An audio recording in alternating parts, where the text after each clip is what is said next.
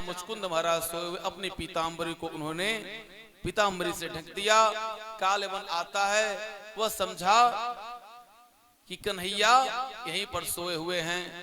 वह अपने पैरों से प्रहार करता है उनके ऊपर। मुचकुंद महाराज जग जाते हैं और जैसे ही कालेवन की तरफ देखते हैं, कालेवन जल करके भस्म हो जाता है। भगवान एक साथ दो कार्य किए। क्या किए? एक दैत्य को मार भी डाले और अपने भक्त को जगा भी दिए। अब भगवान दर्शन देते हैं मुचकुंद महाराज को। मुचकुंद महाराज कहते हैं कि प्रभु, मेरी इच्छा है कि मैं अपने परिवार वालों से मिलना चाहता हूं। उन्होंने कहा, अरे प्रभु, युगों बीत गए, आप सतयुग के सोए हुए हैं, त्रेता द्वापर चल रहा है, कलयुग आने वाला है, द्वापर भी पूरा बीत चुका है। उनको थोड़ा कष्ट हुआ। उन्होंने कहा, प्रभु, अब आप मुझे सिर्फ एक वरदान दें कि मैं आपकी खूब भक्ति करूं, खूब भक्ति करूं। भगवान कहते हैं, अब आपका जो समय था वह पूरा समय इस पृथ्वी पर रहने का पूर्ण हो गया। पुनः आप हमारी भक्ति करने के लिए जब जन्म लेंगे, आएंगे इस पृथ्वी पर, तब आप बिल्कुल बंधन मुक्त हो जाएंगे। वही अगले जन्म में नरसिंह भक्त के रूप में जन्म लेते हैं। प्रेम से बोले नरसिंह महाराज के जय। भगवान मथुरा को छोड़ करके द्वारिका गए। देखिए, एक यहां गूढ़ रहस्य की बात। गूढ़ रहस्य की क्या बात? भगवान कंस का उद्धार किए, उसका उद्धार किए। यदि भगवान चाहते तो उस गद्दी पर, मथुरा की गद्दी पर स्वयं बैठ सकते, लेकिन उन्होंने उस गद्दी को स्वीकार नहीं किया। क्यों? क्योंकि जो अपने कर्मों के द्वारा जो बनाया जाता है, उसमें जो आनंद प्राप्त होता है, उतना आनंद किसी के कृपा के द्वारा यदि कुछ पाया जाए वह आनंद नहीं मिलता। भगवान ने क्या किया? उन्होंने विचार किया कि इस पे अधिकार नाना जी का है, तो मैं क्यों इस गद्दी को लूं? मैं अपने पुरुषार्थ से मैं दूसरा महल बनाऊंगा। उन्होंने विश्वकर्मा को आदेश दिया और द्वारिका का निर्माण हुआ। द्वारिका में और लंका में, देखिए, द्वारिका भी सोने की है और लंका भी सोने की, दोनों को विश्वकर्मा बनाए हैं और अत्यधिक एक दूसरे से कोई कम नहीं है। लेकिन गलती क्या हो गई? यहां पर देवता वास करते, वहां दैत्य वास करते हैं। जिसकी बुद्धि मलिन हो जाए वही दैत्य है। जो धर्म के कार्य में जो बाधा पहुंचावे वही दैत्य। जो किसी लड़की की शादी में, किसी कन्या की शादी में जो बाधा पहुंचावे वो दैत्य है।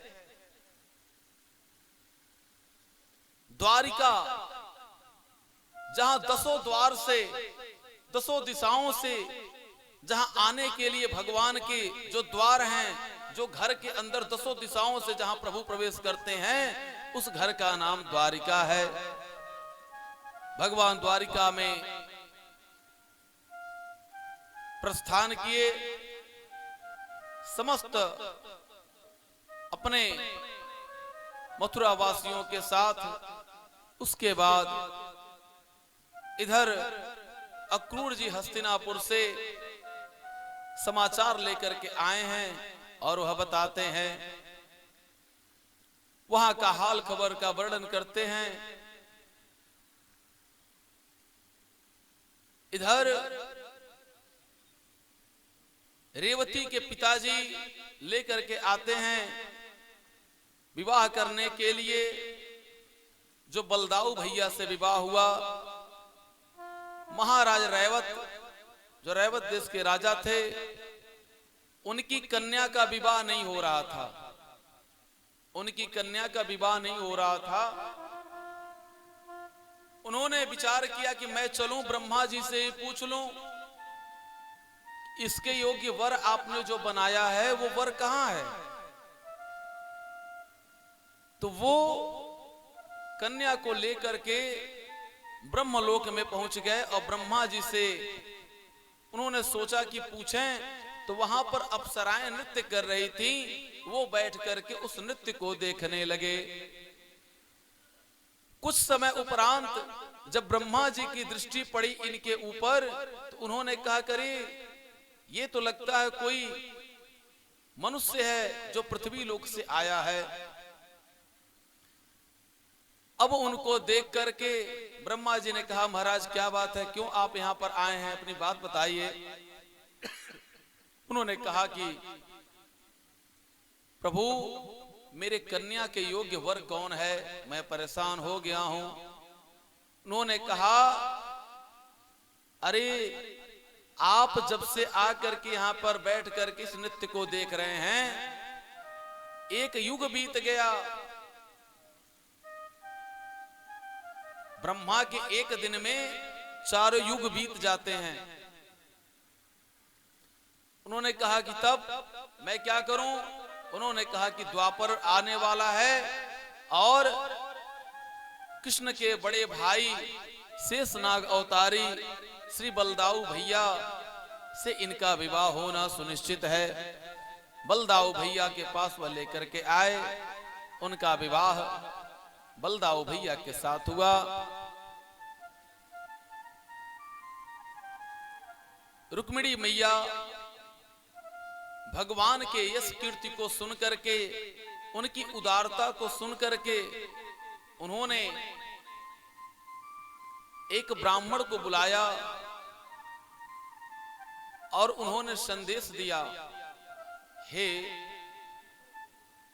जगत के नियंता, जगत के पालनहार, जगत पर कृपा करने वाले,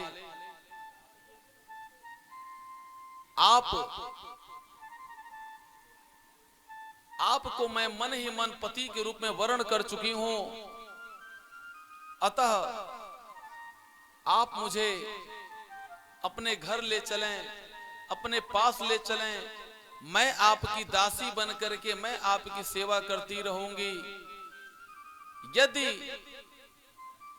मेरा अन्य कहीं विवाह हुआ तो मैं अपने प्राणों को त्याग दूंगी। श्री कृष्ण भगवान के बुआ का लड़का का नाम था शिशुपाल। शिशुपाल जो था, जिस समय उसका जन्म हुआ, उसके 3 नेत्र थे। ज्योतिषियों ने बताया कि जो इसे देखेगा और जिसके देखने से इसका तीसरा नेत्र समाप्त हो जाएगा, उसी के द्वारा इसका वध होगा। जिस समय भगवान श्री कृष्ण पहुंचते हैं, उसका तीसरा नेत्र समाप्त हो जाता है। उसकी बुआ समझ गई कि इन्हीं के द्वारा वध होगा। अब बुआ जी ने कहा कि अरे कृष्ण, यह तुम्हारा भाई लगता है, ऐसा तुम ना करना। उन्होंने कहा कि बुआ जी, मैं इसके 99 गलतियों को क्षमा कर दूंगा, जैसे ही 100 होगा मैं क्षमा नहीं करूंगा। उसी शिशुपाल से रुक्मिणी मैया का जो भाई था रुक्मी, उसने विवाह तय कर दिया। अब भगवान तो भक्तों के अधीन हैं, उनके वश में हैं। भगवान अपने भक्तों के लिए सब कुछ बनने के लिए, सब कुछ करने के लिए तैयार हो जाते हैं। देखिए, माता है तो माता को आप पिता नहीं कह सकते, पिता है तो पिता को आप माता नहीं कह सकते। यदि माँ को आप पिता कहते हैं तो लोग कहेंगे कि ये पागल हो गया क्या। लेकिन प्रभु को आप जो बनाना चाहिए आप वह बना लीजिए।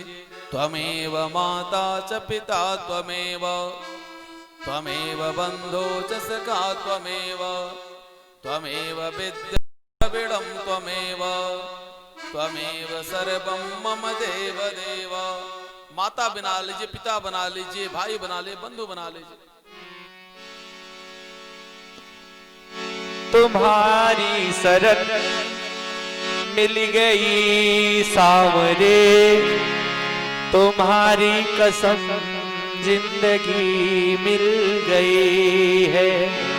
तुम्हारी शरण मिल गई सांवरे, तुम्हारी कसम जिंदगी मिल गई है।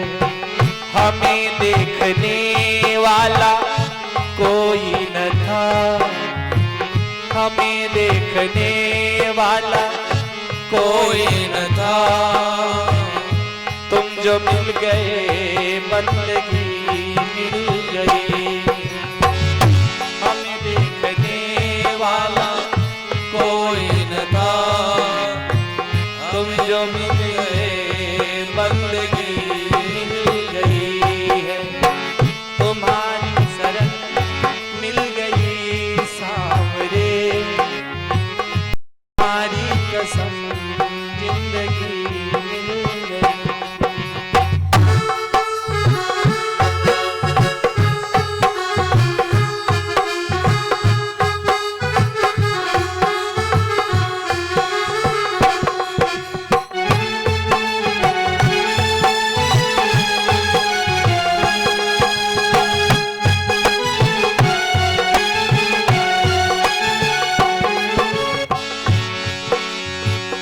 बचाते न तुम डूब जाते कन्हैया, कैसे लगाते किनारे पे नैया। बचाते न तुम डूब जाते कन्हैया, कैसे लगाते किनारे पे नैया। गमे जिंदगी से परेशान थे, गमे जिंदगी से परेशान थे, रोते लबों को हंसी मिल गई है। तुम्हारी शरण मिल गई सांवरे, तुम्हारी कसम जिंदगी मिल गई।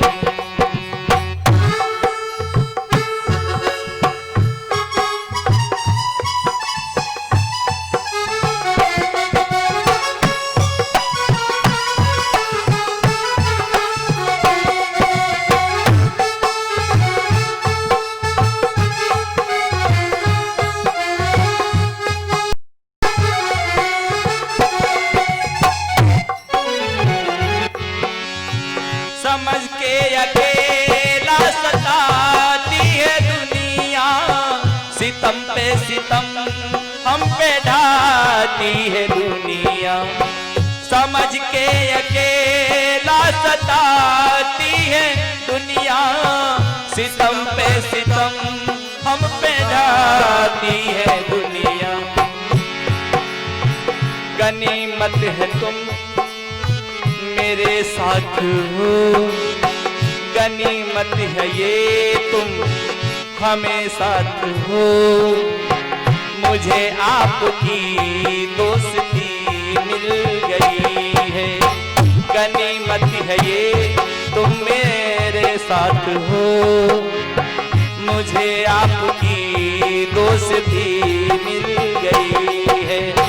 तुम्हारी शरण मिल गई सांवरे, तुम्हारी कसम जिंदगी मिल गई।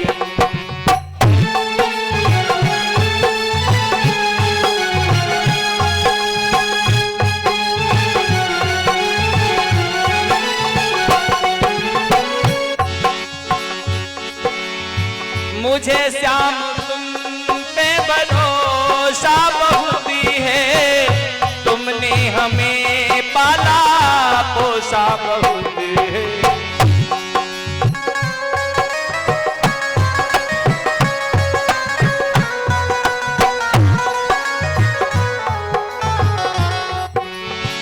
मुझे श्याम तुम पे भरोसा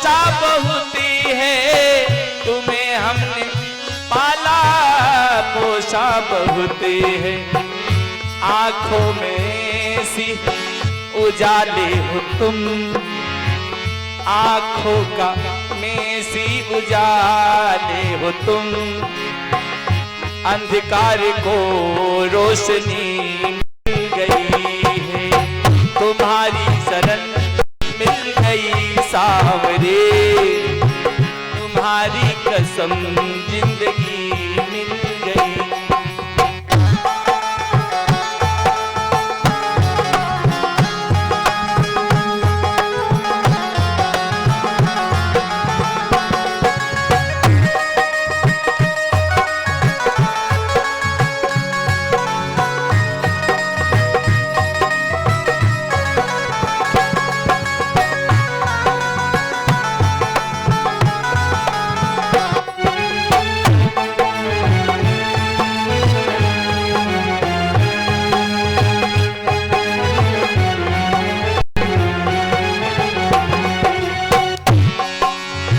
मुझे सामने इतना काबिल बना दो, प्रेम की ज्योति हृदय में बसा दो, मुझे सामने इतना काबिल बना दो, प्रेम की ज्योति हृदय में बसा दो, उंगली उठा के कोई ना कहे, उंगली उठा के कोई ना कहे, संजू के दिल में कभी जागता है, तुम्हारी शरण मिल गई सांवरे, तुम्हारी शरण मिल गई सांवरे, तुम्हारी कसम जिंदगी बन गई है, हमें देखने वाला कोई न था, हमें देखने वाला कोई न था, तुम जो मिले बंदगी गई है, हमें देखने वाला कोई न था, हमें देखने वाला कोई न था, तुम जो मिले बंदगी गई है, तुम्हारी शरण गई सामने, तुम्हारी कसम बंदगी मिल गई है, तुम्हारी शरण मिल गई सामने, तुम्हारी कसम जिंदगी मिल गई है। प्रेम से बोले वृंदावन बिहारी लाल के जय, सांवरे सरकार के जय जय श्री राधे, जय जय श्री राधे, जय जय श्री राधे श्याम।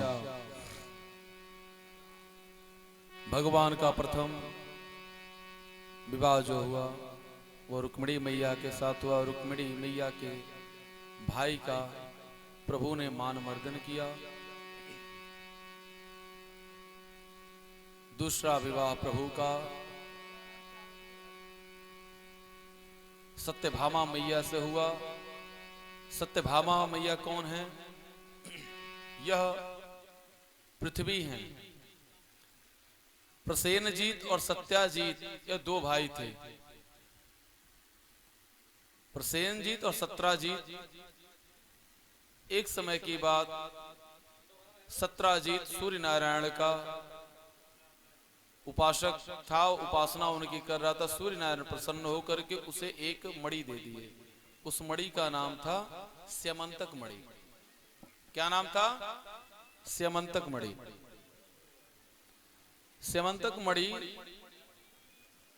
की यह विशेषता कि वह एक भार सोना वह नित्य देती थी। कुछ जगहों पर वर्णन आया एक मन, कुछ जगहों पर वर्णन आया एक भार। एक भार वह नित्य सोना देती थी। वह मणि चमक रही थी, मणि चमकती है। प्रसेनजीत उसको गले में पहन करके भगवान के दरबार में आ रहा था। कुछ लोगों ने कह दिया कि यह मणि तुम भगवान को दे दो। वह उस सभा से उठा और उस सभा से उठ करके वो चला गया। उसके भाई ने पूछा कि भाई क्या बात हो गई, सभा लग रहा है कि बहुत जल्दी समाप्त हो गई, इतना जल्दी तुम चले आए। उसने कहा नहीं नहीं, कन्हैया को मेरे मणि को देख करके उनके मन में लालच आ गया। देखिए, कहता कोई और है, करता कोई और है, लेकिन हम सभी लोगों की गलती यही है कि हम लोग समझ नहीं पाते और किसी को कुछ भी कह डालते हैं। अब उसका भाई मांग लिया उस मणि को और गले में पहन लिया, करके वह शिकार खेलने चला गया। उस मणि को चमकता हुआ देख करके एक शेर उसके आक्रमण किया, शेर उसे मार डाला। और शेर को मार करके एक भालू जिसका नाम था जामवंत, या जामवंत कौन है? वो त्रेता युग वाले जामवंत जो राम जी की सहायता किए थे। अब जामवंत जी महाराज उस शेर को मार करके उस मणि को लेकर के चले गए। भगवान को चोरी लग गई, क्योंकि वह चौथ का चंदा देख लिए थे। अब चौथ की चंद्रमा देखने के कारण उनको चोरी लग गई। भगवान ने विचार किया कि हम तो चोरी किए नहीं, लेकिन चलिए ठीक है, इसका मैं जो प्रश्न बना है उसका उत्तर भी मैं ढूंढ कर दूंगा। भगवान सभी लोगों के साथ जाते हैं, देखते हैं कि एक शेर पड़ा हुआ है और उस शेर के आगे कुछ पद चिन्ह हैं भालू के। अब वह उस पद चिन्हों के सहारे वह उस स्थान पर पहुंचे जहां पर जामवंत जी महाराज रह रहे थे। जामवंत की पुत्री का नाम था, जामवंत की पुत्री का जामवंती। जामवंती उस मणि को लेकर के खेल रही थी। भगवान जैसे ही पहुंचे वहां पर उसने कहा, पिताजी कोई मनुष्य आ गया। जामवंत जी महाराज आकर के भगवान से युद्ध करने लगे। भगवान युद्ध करते करते 27 दिन बीत गए। इसी 27 दिनों पर 27 नक्षत्र बने हुए हैं। 27वें दिन प्रभु ने जोड़ का एक घूसा मारा उनके हृदय में, जो जामवंत जी महाराज को अत्यधिक वेदना हुई। जामवंत जी लगे विचार करने कि तीनों लोकों में ऐसा कोई देवता या ऐसा कोई गंधर्व या साधारण मनुष्य नहीं है जो मुझे जीत सके। ये कौन आ गया कि जिससे मैं हार जा रहा हूं। जामवंत जी के शरीर ढीले पड़ गए। उन्होंने कहा, महाराज आप कौन हैं? उन्होंने कहा कि मैं आपका राम हूं। उन्होंने कहा, मैं ऐसे नहीं मानूंगा, यदि आप राम हैं तो राम के रूप में आइए। भगवान श्री कृष्णचंद्र जी तुरंत राम बन गए। अपने जन के कारण श्री कृष्ण भय रघुनाथ। अपने लोगों के कारण श्री कृष्ण भगवान रघुनाथ के रूप में आए। अब श्री कृष्ण भगवान उन्होंने प्रणाम किया, हे प्रभु, आप जब आप ही राम हैं, आप ही श्री कृष्ण बन करके आए हैं, तो आपने क्यों अपने रूप में आकर के, आप यदि कहे होते तो मैं मणि को वैसे ही दे दिया होता। उन्होंने कहा, नहीं, जिस समय लंका पर मैं विजय प्राप्त किया, आपने कहा कि प्रभु अभी हमारे हाथों में, मेरी बाहों में खुजली हो रही है और मैं युद्ध करना चाहता हूं। हे प्रभु, आपसे ही दो दो हाथ हो जाए। तो आप जैसे ही कहे मुझसे, मैंने आपको समझाया कि पिता पुत्र में, भाई भाई में, मित्र मित्र में और भक्त और भगवान में कभी युद्ध नहीं होता, गुरु शिष्य में कभी युद्ध नहीं होता। इसलिए मैंने आपको कहा कि समय आने पर आपका यह भी मन पूर्ण होगा, आपकी यह भी कामना पूर्ण होगी। उन्होंने भगवान को प्रणाम किया, मणि को दिया, कहा प्रभु इस मणि के साथ एक मणि को और मैं दे रहा हूं। वह मणि कौन थी? उनकी पुत्री थी जामवंती को भी उन्होंने दे दिया। भगवान का दूसरा विवाह हो गया। अब वह लेकर के आते हैं, जैसे ही मणि सत्राजीत को देते हैं वह शर्मिंदा हो जाता है और शर्म के कारण वह कहता है कि प्रभु मुझसे भूल हो गई और आप हमारी कन्या को आप ले जाइए। वह अपनी कन्या का विवाह भगवान के साथ कर देते हैं। इधर पत्र आया दो तरफ से भगवान के पास। कहां से? एक जरासंध के बंदी गृह में जो राजा थे वे राजा पत्र भेजे और दूसरा पत्र जो आया वह भौमासुर के बंदी गृह में जो राजकुमारियां थीं वे सब पत्र भेजी। ध्यान देंगे तभी समझ पाएंगे।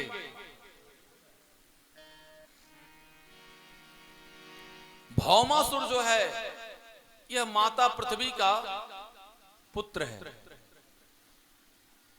पृथ्वी माता विष्णु भगवान की पत्नी है। विष्णु भगवान से माता पृथ्वी ने कहा कि हे प्रभु मेरी यह इच्छा है कि मेरे पास भी एक पुत्र होता।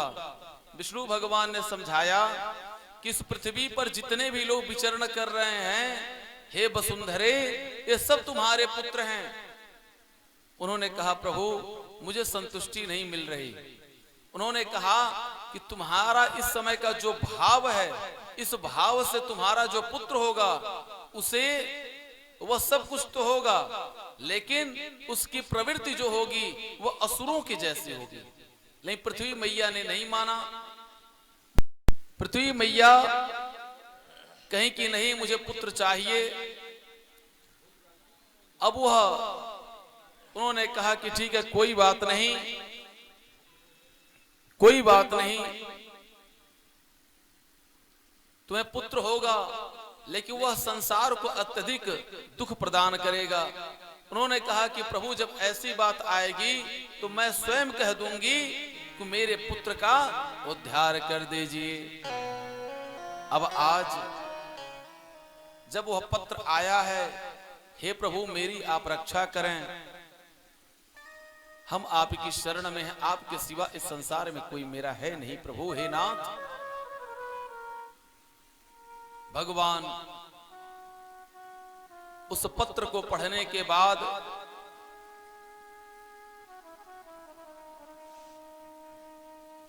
सत्यभामा मैया को बुलाते हैं। कहते हैं सत्यभामा चलो हम लोग चलते हैं। आज भौमासुर नाम का जो दैत्य है उसने संसार में अत्यधिक पाप फैला दिया है। भगवान सत्यभामा मैया को लेते हैं। रुक्मिणी मैया भी थी, जामवंती मैया भी थी, लेकिन इन दोनों लोगों को लेकर नहीं गए। क्यों? क्योंकि वसुंधरे मैया के रूप में सत्यभामा मैया अवतरित हुई थी। अब सत्यभामा मैया को साथ लेकर के जाते हैं। एक मूरख नाम का दैत्य है जो भौमासुर का मंत्री है। वह अत्यधिक शक्तिशाली है, भगवान से आकर के युद्ध करता है। भगवान ने मूरख नाम के दैत्य का उद्धार किया जिससे भगवान का नाम मुरारी हुआ। प्रेम से बोलिए मुरारी भगवान की। भगवान ने उसका उद्धार किया। भौमासुर का उद्धार करते हैं। भौमासुर का